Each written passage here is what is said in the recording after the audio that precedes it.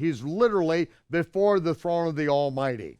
He is to take the blood of goats, of bulls, which is the atonement for himself, his sons, and the nation, and he is to sprinkle it with his right index finger 7 times on the east end of the Ark of the Covenant, which would represent the left hand end of the throne in heaven. All the time, 7 times, every year, 7 times only on the east end of the Ark of the Covenant. Just about every representation you see of the Ark of the Covenant out there is wrong, except for what we see here on the Jewish sword maker's Sword of Solomon, and what you see in the great Secret of Solomon's Temple. Remember, the poles that were used to carry the ark. In Solomon's Temple, it says they drew the staves out to one end so that the ark could be seen out in the holy place, but they weren't seen out in the holy place. What does that mean?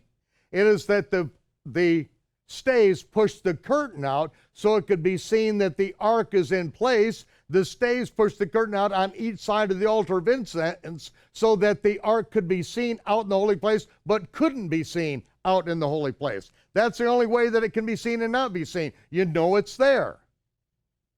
And the high priest goes in and sprinkles the blood on the east end, which is the left-hand side of the ark.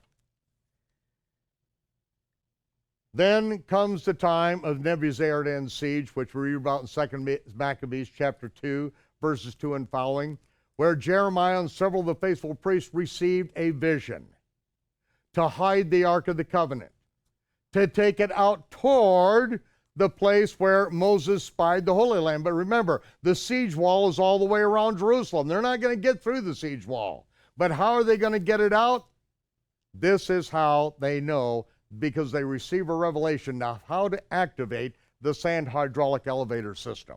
Now, after I went down to Egypt and now constructed this with the help of John Fiala, now the question remained, what was the mechanism, the apparatus that was used for these 2 brass pillars standing out in front of the temple, that it says the capitals, which are solid brass, hundreds of tons sitting on top of 31-foot columns, why are they 5 cubits tall?